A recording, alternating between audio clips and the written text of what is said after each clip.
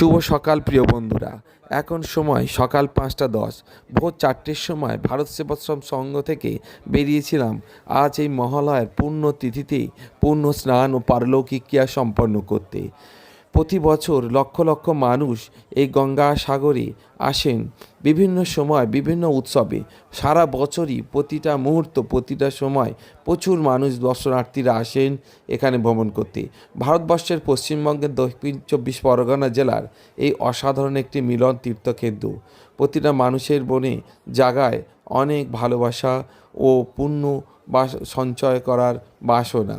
যাই হোক বন্ধুরা, সবাই আসবেন, সবাইকে অনেক অনেক ধন্যবাদ, ভালোবাসা রইল। অবশ্যই আসবেন এই মিলন তীর্থকেন্দ্র, সবাইকে অনেক আকর্ষিত করবে ও ভালো।